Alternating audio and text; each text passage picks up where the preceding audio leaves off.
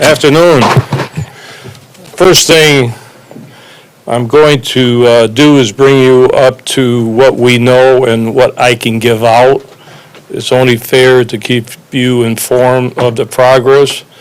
So there are certain things I can't say right now, but I hope after some interviews are completed with witnesses that I can give you more details, but I can't do it now until we finish our forensic interviews of some of the juveniles that were in the residence when this occurs.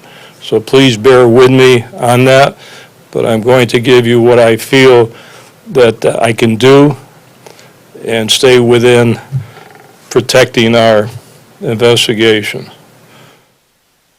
Anybody have any questions about that? You may have some questions after. So this incident occurred 11 p.m. on Saturday night when sheriff's deputies responded to a Youngtown address where a 3-year-old was murdered by his 16-year-old brother. 115 Drive and Longley Lane in Youngtown is where the residence was located. The incident also involved another 9-year-old female who was also assaulted by the 16-year-old suspect. She received non-threatening injuries, went to the hospital, and has been released. The 16-year-old suspect ran from the house, probably almost a quarter of a mile, was chased by our deputy sheriffs.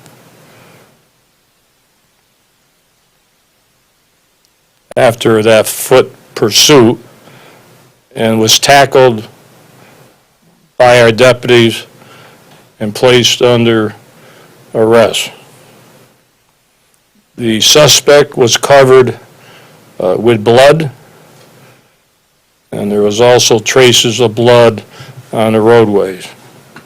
He was booked into the Durango jail, charged with second-degree murder at this time, aggravated assault, and also endangerment. This 16-year-old, I'm sure, will be tried as an adult and will be in our jails. Right now, he is in juvenile detention. In the home was also a 17-year-old, the brother, and a 4-year-old child that was there when this murder occurred. Now, due to the young age of the witnesses, as I just mentioned, we have to get forensic experts to interview those underage witnesses. There's certain protocol to follow when you deal with young people. So we're trying to follow all the rules and protocol when we conduct this investigation. And that's why I'm withholding some information until we can interview the other juveniles, including the 9-year-old that went to the hospital, as to what they saw in that house and what the 16-year-old did. Also, and I'm not going into details, we executed a search warrant, and I'm going to leave it at that. In the future, when I upgrade you, we'll talk about that execution of the search warrant in that residence.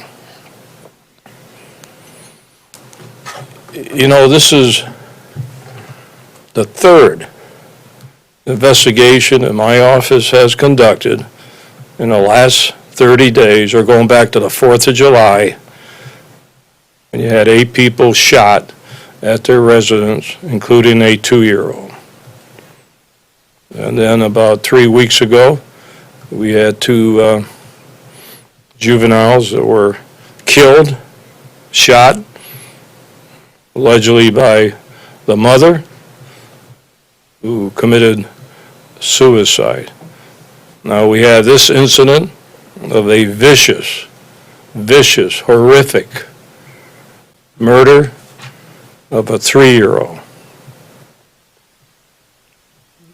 Looks like domestic violence is out of hand. I think people in this county and across the nation want some peace of mind, but when you look at what happens in homes and on the streets, I can understand their concern. We also have a crisis management group that responded to this gruesome murder to deal with our deputy sheriffs that have to conduct the investigation. So that's about all I can tell you right now. But after the interviews, maybe I can go and give you some more details of this murder that occurred, and it's not going to be nice. Sheriff, were all the people home, same family? The mother was not at home. We believe she was working. I have to have some concern for the witnesses and the family, too. That's why we want to get to the bottom of this and interview those people, because this is maybe gruesome, too, but it also could be very horrific for the other members of the family, so we want to make sure they are protected in a sense over this situation. Sheriff, can you say, was a weapon recovered? I'm not going to say that now, but I'll be glad probably to say it as soon as we interview the other people in that residence. I'm not trying to avoid you, but I am, because we still have to finish this investigation. It's not done. One reason I'm telling you now is because there's been much interest, and at least we can say what we've been doing, but I could wait until it's completely over. That could be tomorrow, the next day. So this is sort of an interim interview to let you know what the status is as of now. Are you able to confirm reports that it was a stabbing? I don't know where you got those reports, but I'll go that far. Say it was a stabbing. That's as far as I'm going. Have you been able to find out anything about the suspect's mental illness and history of that? No. Once again, I'm saying that we still have some people to interview, so we're not done yet. Sheriff, do you believe drugs were involved in person under the influence? Not going to answer that. Is the 3-year-old victim a boy or a girl? The what? The 3-year-old victim, gender. Boy or a girl? Boy. Brother. Do you have any history of prior calls to this home? No. That we know of. That we know of.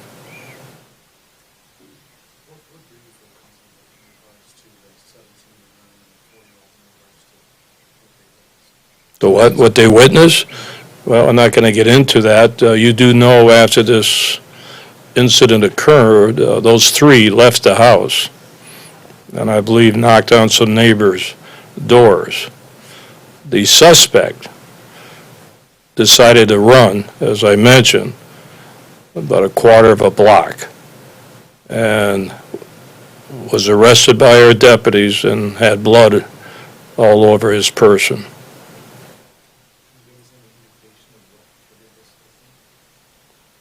That's why we are interviewing other juveniles that were in that house. So Are you you say listing that, any names of the full name of the victim and full name of the 16? They're all juveniles. We usually don't give names of juveniles. so you say that the suspect ran and was tackled by your deputies, so your deputies were arriving at the scene moments after this happened? They were called at 911, I believe, when the other people ran off out of their home, knocked on neighbors' doors. And the deputies showed up, and at that time, the 15-year-old was running. The other three went to a house. The suspect was running. Our deputies chased him on foot and able to apprehend him. So the suspect was in the process of running from the home when your deputies arrived on scene? I believe so. Just be clear, that's 16-year-old. Pardon? 16-year-old, be clear, the suspect is a 16-year-old or 15? The 16. Did I say 15? Were the 17-year-old or I'm sure it was a 4-year-old 16-year-old. Pardon? Were the 17-year-old or 4-year-old harmed in any way?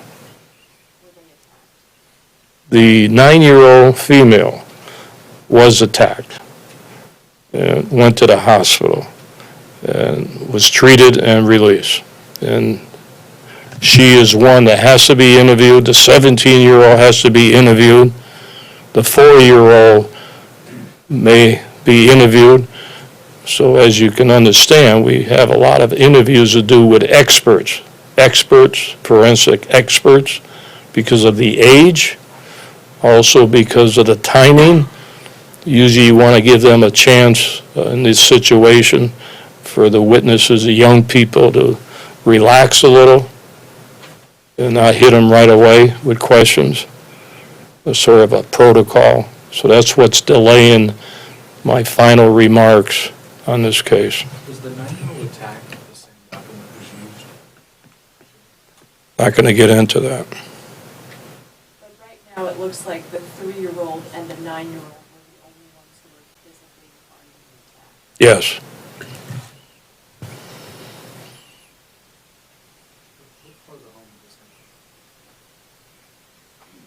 this? Once again, let me say it was a 2-story house, and I'm not going to get into what floor that will come out as soon as we complete our interviews. Sheriff, you mentioned a mother likely at work at the time. Any other parents or relatives living at the home? Not that we know of. And was it common for the mother to leave the older kids in charge while she went to work? The what comments? Was it common for the mother to leave the older kids in charge instead of bringing in, an older babysitter, relative, whatever? I think they're all family that were in that house. I don't believe there was a babysitter there. Right. There was a 17-year-old part of the family. So it was common for the 16 and 17-year-olds to be left in charge of the younger kids? I have no idea on this situation. I guess there's been times where other people, 17-year-olds, were watching kids. I don't know that. This is a 17-year-old. It's not a young person that was there. But, once again, a lot of interviews to do, which we may be able to answer your question at another time. And to be clear, all 4 of the kids are related, they're full brother, sister, they know it's not a half brother, half sister. There could be a mix, but they're all siblings, all related. The whole family is. Do you have genders on the 17-year-old and the 4-year-old? 17-year-old is a male, a brother of I believe, the 16-year-old. The 4-year-old, I don't know yet what the gender is. Sheriff, can you tell us a little bit more about the status of the suspect? Is he on a special watch of any kind? The suspect is not under our control yet. That he is in a juvenile detention, Durango, but we feel very soon he will be charged as an adult, and once they're charged As an adult, they come to our jails that we run for adult prisoners.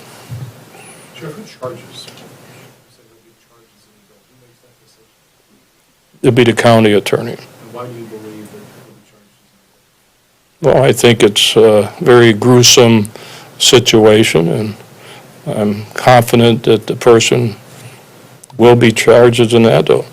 I would like to see that done. Sheriff, would you describe it as a heinous act?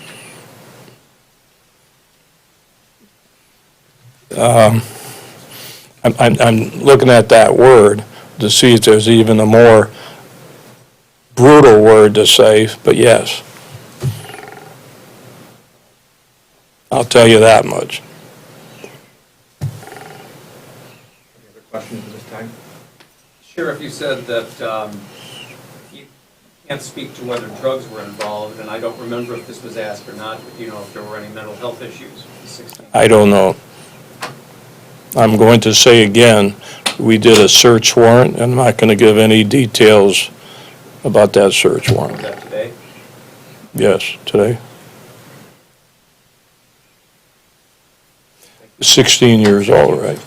And the 17-year-old is a brother. Yes. I want to make sure my mind is right, not give you any false information. Thank you all for coming today. Thank you. Thank you.